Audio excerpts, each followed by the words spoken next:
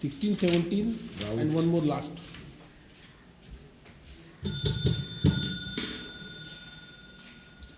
Geography and public administration. Yes, please. Come. Please sit down, please sit down. Now introduce yourself. The chair, otherwise you will not be audible. Thank you, sir. So my name is Abhijit Raut. I am from Buldana, Maharashtra. I have done my graduation in biotechnology from Vidya Pratishthan's Arts, Science and Commerce College, Baramati, which is affiliated to University of Pune. Then I pursued my post-graduation in biotechnology with a specialization in plant genomics at Indian Institute of Technology, Roorkee. And my hobbies are blogging, cycling and fast bowling. And you have taken geography and public administration. Yes, sir. So what have you studied in public administration? Public administration gave me a chance to study the basic administrative thought, what are the current trends and the evolution of public administration as a discipline and as a practical thing. Then we studied various new emerging trends in public administration like development administration, comparative public administration, and then the practical parts of government like financial administration or the civil services. In geography? In geography, basically the division is... Because you have taken these optional subjects for only this main exam only, na? Yes, sir. So what have you studied in that? In geography, physical landforms, then the geography of oceans and the geography of atmosphere, and then the aspects of human geography like population, industries, etc. So population explosion you must have studied. Yes, sir. So how to control population explosion in our country? So it has been said that development is the best contraceptive. So first and foremost thing is development, but it is a long term. It is a long term aspect. So we have to think of some short term and medium term measures. For example, we can create awareness. We can also control the inequality of population distribution by balancing the regional development so that some areas are becoming more excluded, like Mumbai. So a balanced regional development will also help to curb population explosion. But population itself, means we talk about population as a problem with us. But China has taken population itself as a this thing, boon for themselves, and they have converted it, used human resources, and they have developed. Yes. So where we went wrong in that, in our planning?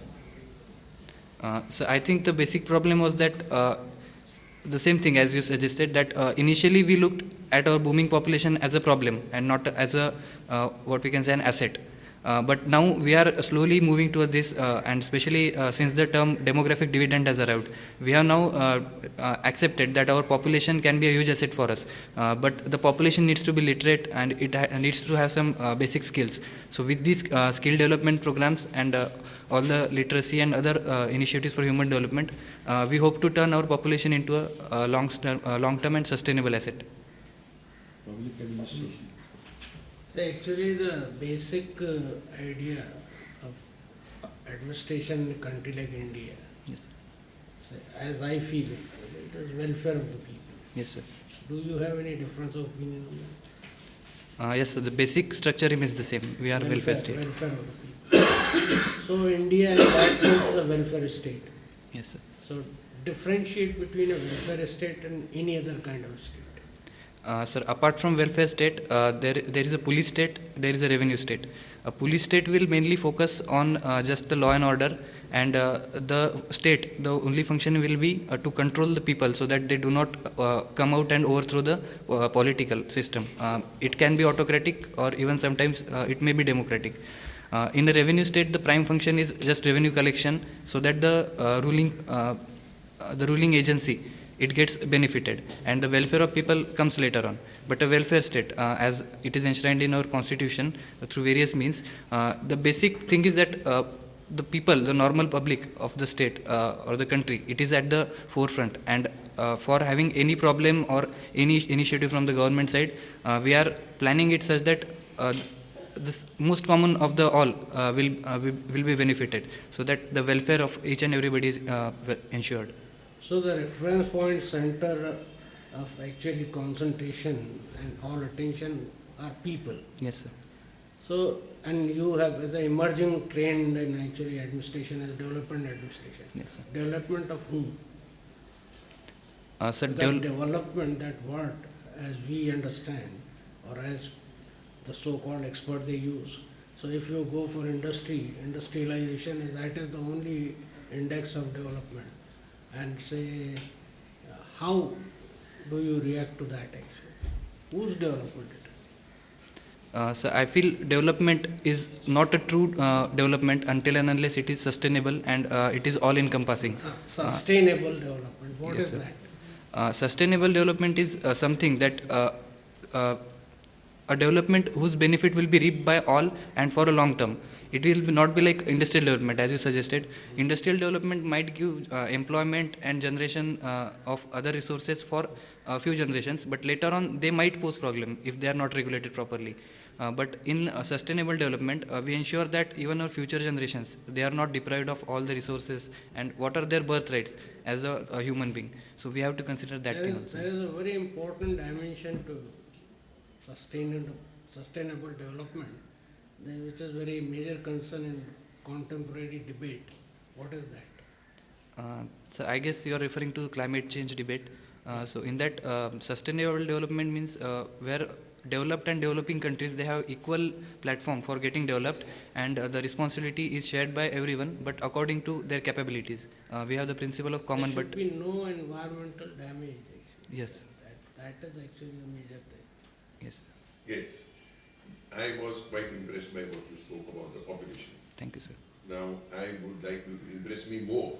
So I'm going to ask you a question about what is the solution to urban migration problem.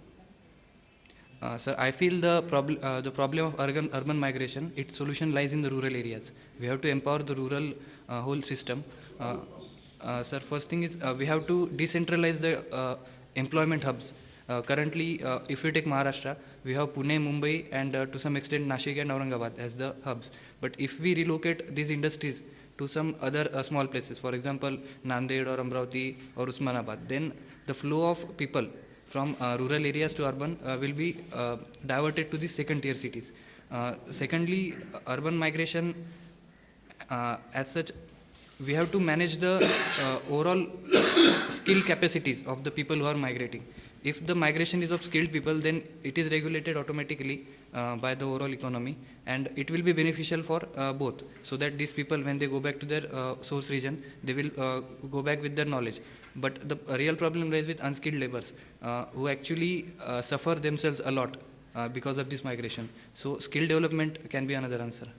You have heard about certain political leaders saying that we don't want certain states and people to work in Maharashtra, Yes, sir. son of the soil and all that. How do you, as a bureaucrat, if they come to power, oppose it? So I strongly believe that India as a nation is a one unit, so that, and our constitution also gives us the right. So What every, do you say tomorrow? You have to have a visa to come from Bihar to Maharashtra. sir, I think it would be very wrong to have such a visa system. So what would you do as a bureaucrat? You are under a political class. So if at all such policy is placed, I will try to. Resign. Yes, sir. You will resign. No, sir. I will try to convince the leader first, so that whatever my policy advocacy skills are there, I will try to employ it and tell him that other states which are sending, or the people who are coming from other state, they are also contributing to our state's economy, so that we cannot say that this state is only for the people of this state or the sons of soil. This is a globalized economy, and as far as the nation is concerned, we cannot alienate some state from other. So we have to permit such interstate flows. Okay. How do you resolve the massive energy gap that is existing? People want electricity, there is no electricity. How will you solve that problem? So the best and sustainable option will be renewable energy sources, but it will again take a long time. So primarily, currently, if we can get nuclear energy with all the adequate safeguards, and with convincing people that it is for their welfare that nuclear energy will be coming, and we will be safeguarding the people. So in short term, it will be a good solution. But we have to focus on long-term sources like solar energy or wind energy, which we can develop over time. You heard of Long Island crisis on the nuclear front? Long Island. There was a major crisis. Yes, sir. You heard of Chernobyl? Yes, sir. Supposing something like that happens at Tarapur, Bombay is over. So there is always a possibility for disaster, but what we can do is that we can. Even Baroda will be over. Bombay to Baroda is a study done by General Eustace D'Souza. He said it's ground zero. If there is a crisis like Shelibol in Tarapur, we are finished. And you still want atomic energy? So atomic energy, it is like if we regulate it properly. You think they were unregulated, Shelibol? So there must be something problematic So there. there is such a thing as human error? Yes, sir. So should there not be a doctrine of better safe than sorry?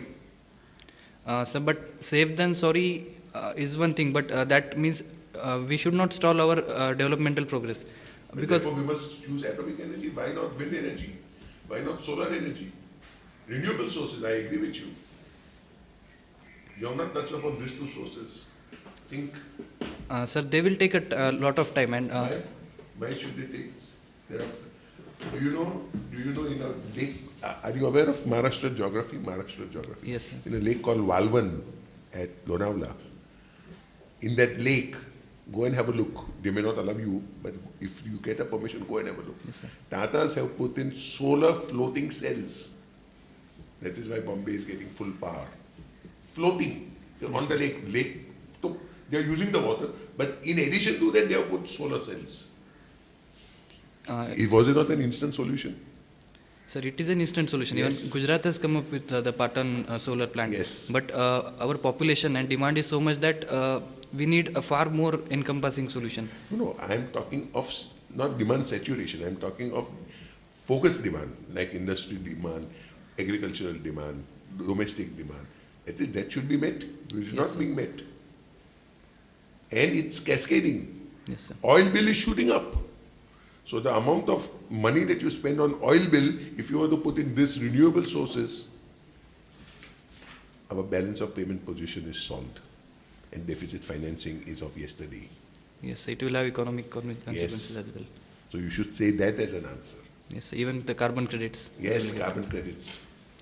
So you should say this as an answer because this is a question that will come in the finals. Yes, sir. About the blogging as a hobby, Yes, sir. do you support internet censorship? No, sir. I personally don't support internet censorship. But recently government has banned Arvindam Chaudhary's sites if it have gone through. Yes, sir. So was it the right step?